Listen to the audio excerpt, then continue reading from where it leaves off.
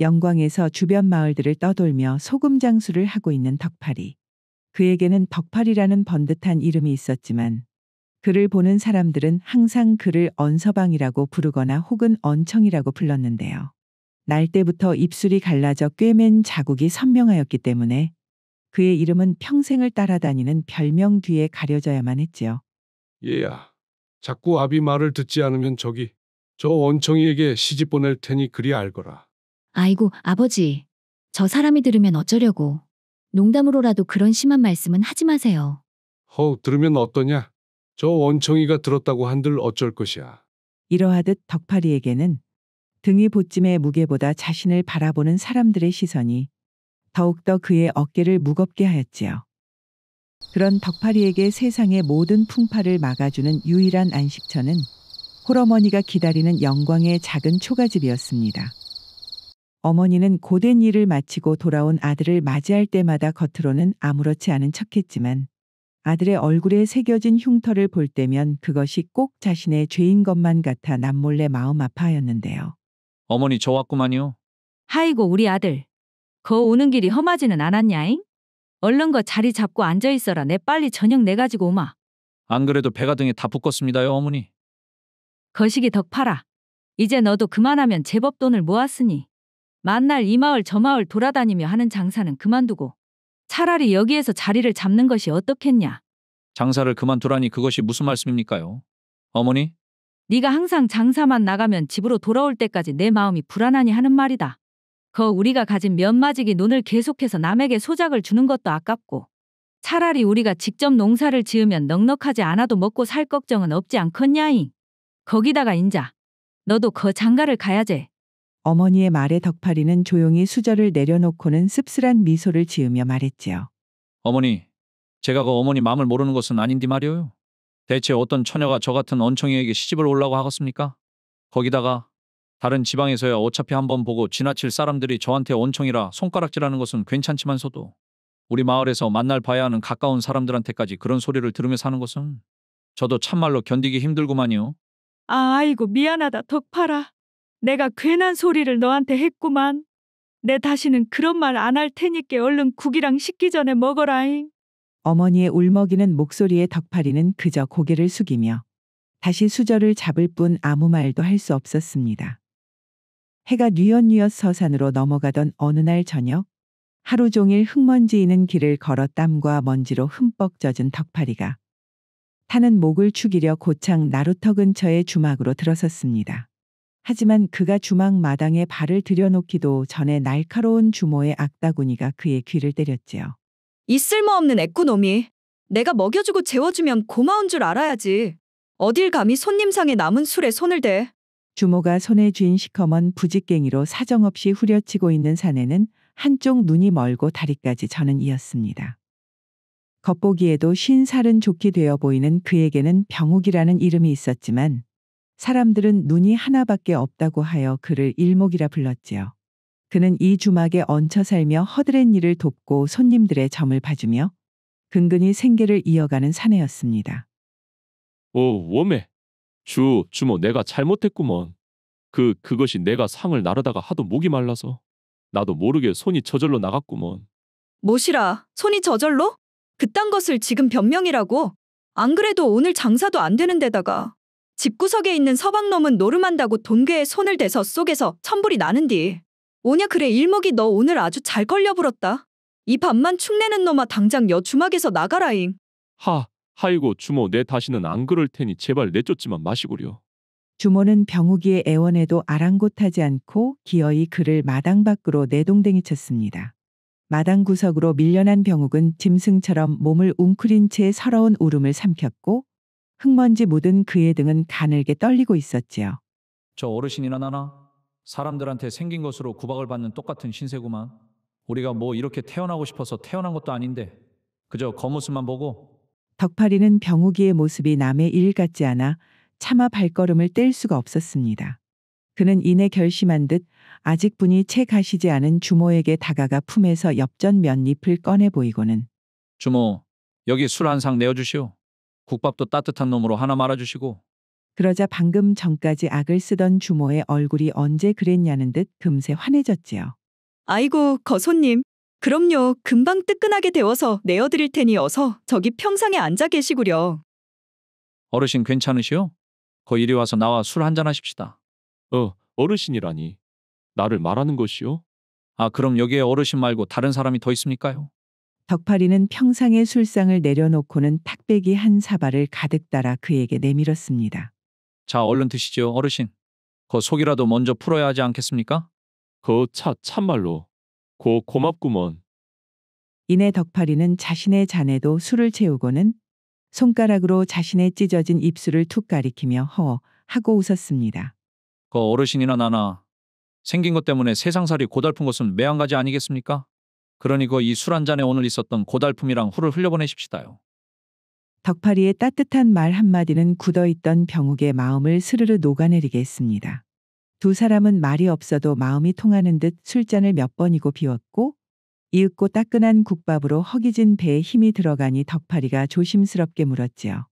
그런디 어르신, 제가 거 여쭙기는 송구하지만서도 어찌하여 주모의 구박을 다 받아가면서도 굳이 이 주막에 붙어 계시는 겁니까? 혹시 무슨 사연이라도 있으신 거랍니까? 내 이름은 병욱이라고 허네. 이곳에 주모나 다른 사람들이야 내가 눈이 하나 멀었다고 하여. 그저 나를 일목이라 부르며 손가락질 하지만서도 자네 말 맞다나 내 여기를 떠나지 못하는 데는 다 특별한 사정이 있구먼. 특별한 사정 말이오요? 아, 어차피 술만 마시기 적적하니 그것이 어떤 것인지 저한테 좀 알려주실 수 있습니까? 내가 여기서 오가는 손님들 점을 봐주면서 살고 있는디. 가끔 한 번씩 심심하면 다른 사람 점만 봐주는 것이 아니라 내 점도 한 번씩 봐보지 않겠는가. 그런디 내 점괘가 말일세. 바로 이 주막에서 나를 건져줄 은인을 만나 팔자를 고칠 운명이라고 나왔구먼. 그래서 내 그것만을 믿고 이 모든 대우를 참고 지내고 있는 것이고 말이오. 하이고, 그런 사정이 있었구만요. 거 말씀하신 대로 하루빨리 어르신께서 그 은인이라는 사람을 만나면 좋겠습니다요. 그날 밤 세상의 서름을 등에 진 채 외롭게 걷던 두 사내는 밤이 깊어가는 줄도 모르고 술잔을 기울이며 처음으로 서로의 시름을 따뜻하게 나누었지요. 그날 이후 덕팔이는 두어장 터울로 고창 나루터 근처의 주막에서 하룻밤씩 묵어가며 병욱이와 안면을 트고 우정을 나누게 되었습니다. 그러던 어느 날이었습니다. 그날도 덕팔이가 나룻배에서 내리고 있는데 나루터 한쪽에서 쪼그리고 앉아 애타게 그를 기다리고 있던 병욱이 용수철처럼 튀어올라 그의 소매를 꽉 잡았지요. 덕팔이, 자네. 이리 좀 와보게 어서. 큰일이 났구만. 아니, 큰일이 아니라 우리에게 아주 큰 기회가 왔어. 아니 어르신, 대체 무슨 일이시길래 땀까지 다 흘리면서 그러십니까? 내가 어젯밤에 말이여 그 황룡이 나오는 꿈을 꾸었는데 말일세. 내 평생 이렇게 생생하고 영험한 꿈은 처음이었구만. 자네 그 꿈의 기운이 사라지기 전에 얼른 거 부안에 가야 하는 구먼. 황룡이 나오는 꿈이요? 그런데 부안에는 갑자기 왜 가자는 겁니까요, 어르신? 잘 듣게. 어젯밤 꿈에 황룡을 탄 신선이 구름 속에서 내려와 내게 이르기를 올해는 여름 장마보다 가을 장마가 훨씬 더 길고 세차게 이어질 것이다. 하고는 호련히 사라졌구먼. 이건 보통 꿈이 아니야. 이건 분명히 계시란 말일세. 계시라니. 그럼 어르신, 그 부안에 가서 도대체 무엇을 하실 생각이십니까요? 병욱이는 품속에서 꼬깃꼬깃 모아온 묵직한 전대를 꺼내 보였습니다. 그 안에는 한평생 점을 봐주고 모아둔 돈이 있었지요. 이걸로 부안 곰소에 가서 소금을 전부 사들이자고. 소금을 말이어요? 자네가 명색이 소금 장수라면 알 것 아닌가. 가을 장마가 길어져 염전에서 소금이 안 나오면 소금값이 하늘 높은 줄 모르고 오를 것을 말이여. 그 어르신, 그래도 그렇게 전 재산을 들여서 소금을 샀다가 만약 비가 오지라도 않는 경우에는 소금값이 아주 똥값이 될 것인데요. 암만 해도 이게 워낙에 위험부담이 큰일이니 저한테 사흘 정도 생각할 시간을 주실 수 있겠습니까? 집에 계신 어머니와도 한번 이야기를 해봐야 하고 말이오요. 알거네 덕팔이.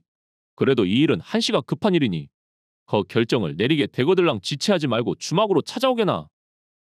그날 밤 집으로 돌아온 덕팔이는 저녁상을 앞에 두고 어머니에게 병욱과의 만남부터 기이한 꿈 이야기까지 자초지종을 조심스럽게 털어놓았습니다. 그리고 이야기를 모두 들은 어머니의 얼굴은 점점 하얗게 질려갔지요. 웜에, 덕팔아, 너 방금 그 병욱이란 자가 황룡 꿈을 꿨다고 했냐잉? 예, 어머니. 그런데 왜 그러십니까? 실은 나도 간밤에 꿈을 꾸었는데 말이여. 꿈속에서 내가 캄캄한 바닷가를 걷고 있는데 갑자기 바다가 갈라지면서 푸른빛이 온 세상을 비추더구나. 그러더니 눈이 부시도록 찬란한 푸른 비늘을 가진 청룡 한 마리가 입에 영롱한 구슬을 꽉 물고서 하늘로 솟구쳐 오르는 것이 아니겠냐잉? 하이고 그 기세가 어찌나 대단하던지 온몸이 떨려 잠에서 깨었단다. 덕파리는 어머니의 이야기를 듣는 순간 온몸에 전율이 흘렀습니다. 이야기를 듣고 보니 놀랍게도 어머니가 청룡 꿈을 꾼 시간은 병욱이가 황룡 꿈을 꾼 시간과 거의 일치하는 시간이라 이것은 결코 우연일 수 없다고 생각했지요. 하이고 어머니. 그 황룡하고 청룡 꿈을 두 사람이 동시에 꾸다니. 이것이 그 병욱이 어르신이 말한 대로 참말로 뭔가의 계시인 것 같구만요. 저기 덕파라. 덕파리의 이름을 나지게 한 번 부르고 한참 동안 아무 말 없던 어머니는 이윽고 굳은 결심을 한 듯 자리에서 일어났습니다. 그녀는 농 깊숙한 곳에서 묵직한 돈주머니와 면마지기 땅 문서를 꺼내왔지요. 오메 어머니 이것이 다 무슨 돈이란가요? 네가 장가라도 가게 되면 주려고 여태까지 모은 돈이란다. 덕파라, 이것이 만약 하늘이 주신 기회라면 말이다. 무슨 일이 있어도 잡아야 할 테지만 그렇다고 해도 돈을 얻겠다고 큰 욕심을 부려서 사람을 잃어서는 안 된다잉. 하이고 어머니. 명심하겠습니다요. 덕파리는 어머니의 깊은 뜻을 가슴에 새기며 묵묵히 고개를 끄덕였습니다. 어머니의 허락을 받은 덕파리는 곧장 병욱이를 찾아가 함께 부안으로 길을 떠났습니다.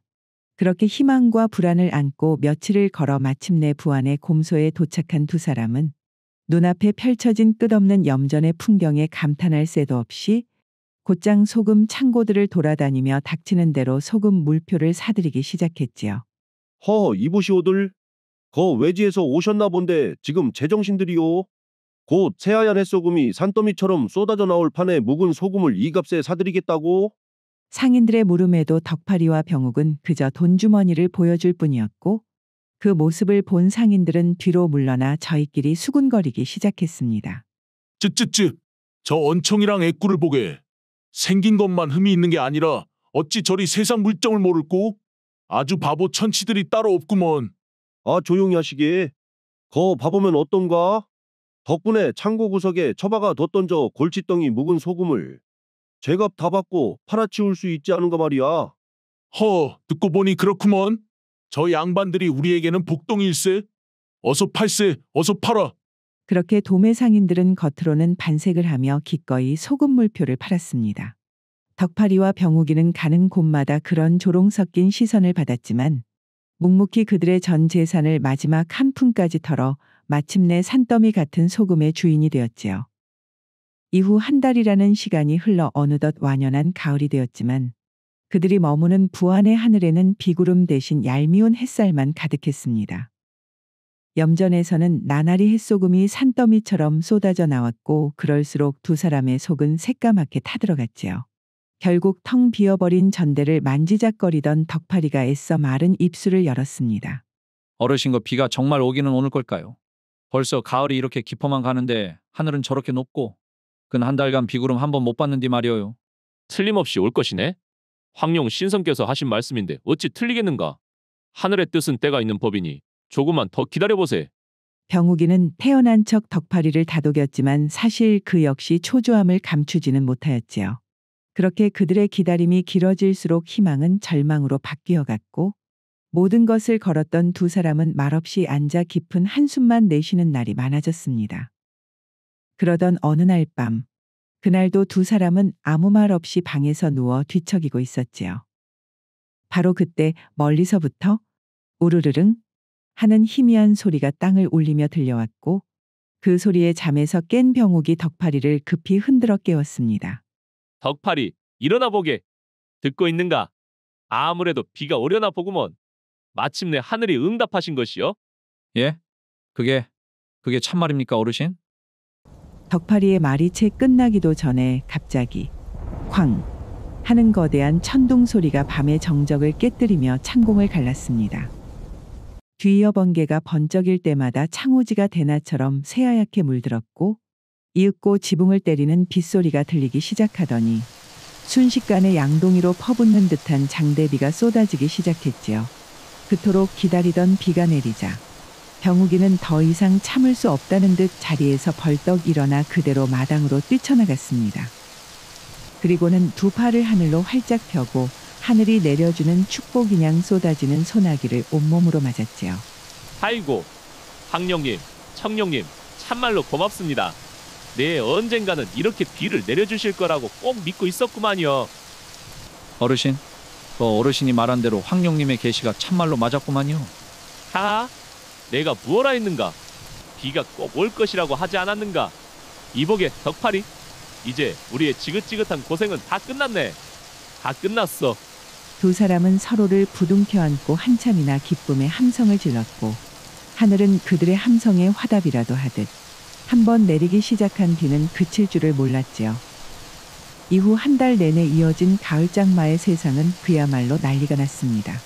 전국의 염전이 모두 물에 잠겨 소금 생산이 완전히 중단되었으니 곧 다가올 김장철을 앞둔 도매상들은 발만 동동 구를 뿐이었고 자연히 소금값은 하루가 다르게 천정부지로 치솟았습니다.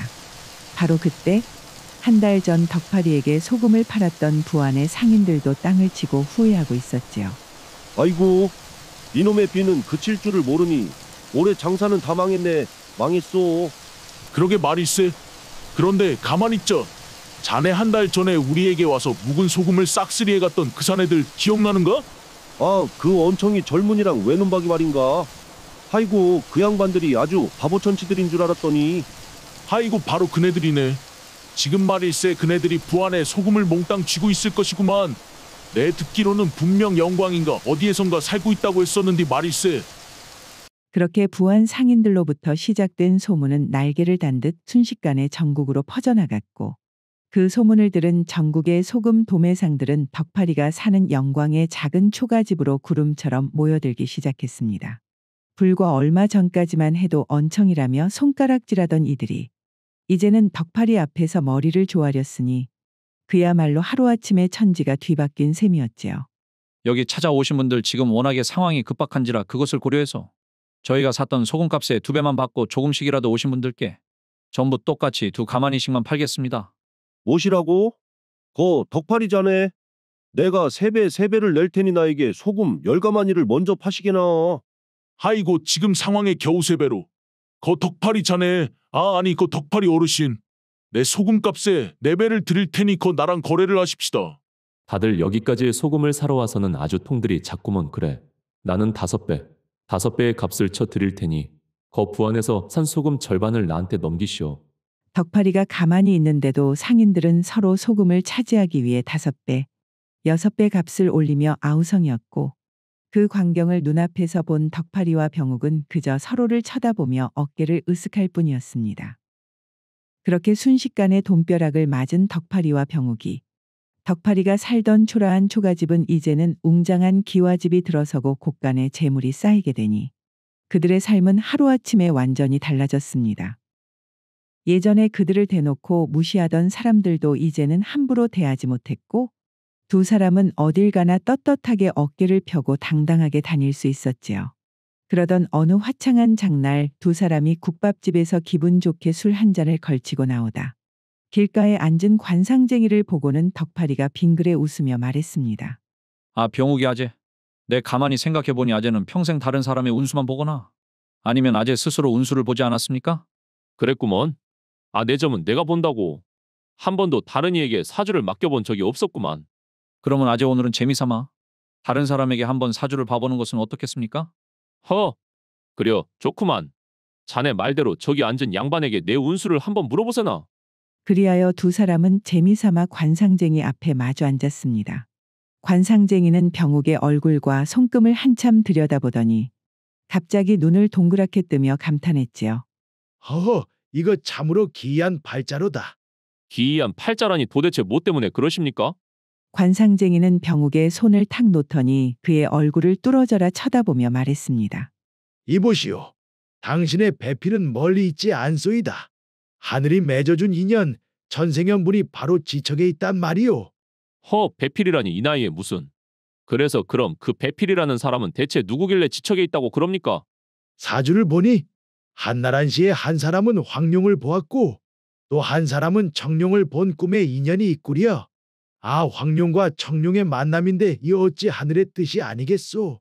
어메 어르신 지금 뭐시라고요? 그 말에 병욱이도 그리고 덕팔이 역시도 깜짝 놀라 아무 말도 할 수가 없었습니다. 황룡과 청룡의 꿈. 그것은 바로 병욱이와 덕팔이의 어머니 이야기였기 때문입니다. 그 길로 집에 돌아온 덕팔이는 관상쟁이의 말을 떠올리며 어머니에게 조심스럽게 다가갔습니다. 병욱의 나이는 46, 어머니의 나이는 42. 두 분의 나이까지 떠올리니 무엇인가 마음속에 확신이 선 덕팔이는 일부러 분위기를 띄우려는 듯 쾌활한 목소리로 말을 꺼내기 시작했지요. 어머니, 제가 오늘 장에 가서 아주 기가 막힌 이야기를 듣고 왔습니다. 하이고 호들갑은. 대체 무슨 이야기인데 그리 부산을 떠느냐? 덕팔이는 오늘 본 관상쟁이의 이야기를 실감나게 늘어놓고는 눈을 반짝이며 말했습니다. 아, 그 관상가의 말을 듣고 보니 어머니와 병욱이 아재 나이가 꼭 4살 차이 아닙니까? 옛말에 4살 차이는 눈을 감고도 혼이나는 궁합이라 사주도 볼 필요도 없다고 안 그럽니까요? 하이고 덕팔아. 그 망측하게 다 늙어서 무슨 주책이냐? 괜히 쓸데없는 소리 하지 말거라. 어머니, 어찌 그게 쓸데없는 소리겠습니까? 한번 생각해 보십시오. 저희가 입도 뻥긋하지 않았는데 그 관상가가 황룡과 청룡의 꿈 이야기를 먼저 꺼내는 것을 보면 분명 용안 구석에 있는 양반님이 틀림없습니다. 아, 하늘이 맺어준 인연을 어떻게 사람이 거부할 수가 있겠습니까? 하이고 덕팔아 설령 그렇다고 한들 하나뿐인 자식놈도 아직 장가를 못 가고 있는 마당에 이 어미가 어찌 먼저 다시 시집갈 생각을 하겠냐이. 참말로 남사스럽구먼. 어머니, 그 어머니께서 먼저 병욱이 아재와 함께 행복하게 자리를 잡으시면 저 또한 마음 편히 곧 제 짝을 찾겠다고 어머니에게 약속을 하겠습니다요. 웜에 덕팔아. 뭐시라고야? 덕팔이의 어머니는 자신을 헤아리는 아들의 진심 어린 눈빛 앞에서 더는 거절할 명분을 찾을 수가 없었습니다. 그녀는 한참 동안 고개를 숙이고 있더니 이내 얼굴에 맑은 홍조를 띄우며 부끄러운 듯 말을 꺼냈지요. 그래. 네 뜻이 정 그렇다면 내 그리 하마. 그것이 참말입니까, 어머니? 그럼 저는 얼른 거 병욱이 아재한테 아니제 이제는 아버지라고 불러야 쓰겠구먼. 이 소식을 전해드리랍니다.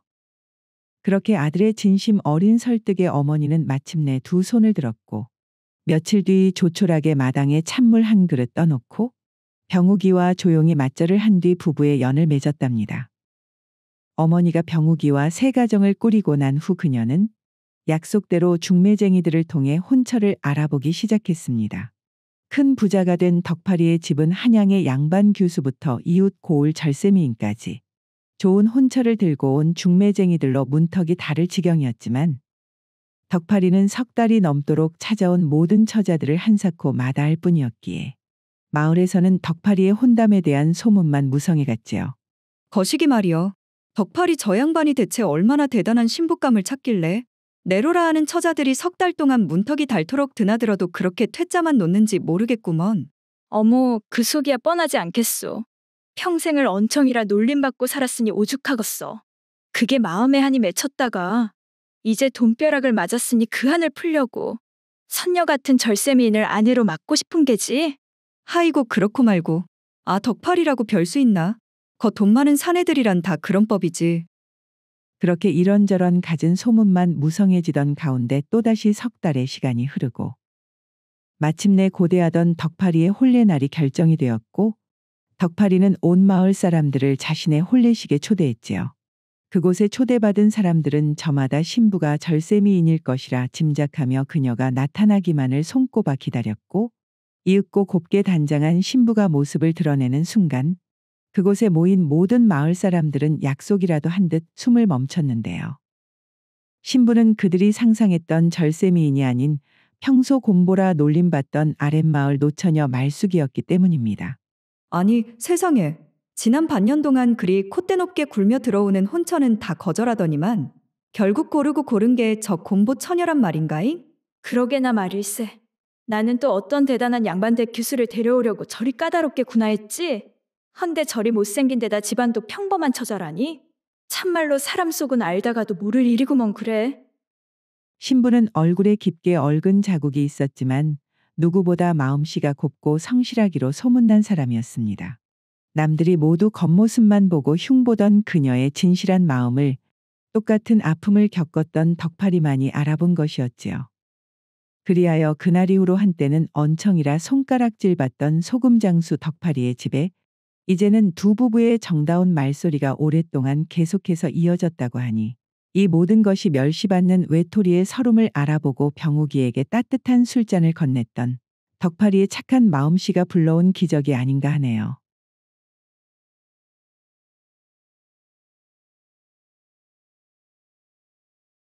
오늘의 고전여행 이야기는 이것으로 마치겠습니다. 오늘도 부족하지만 긴 영상 봐주신 여러분들께 감사드리며 항상 가정의 평안이 깃들기를 바라겠습니다. 그럼 저는 다음 영상으로 다시 찾아뵙겠습니다. 감사합니다.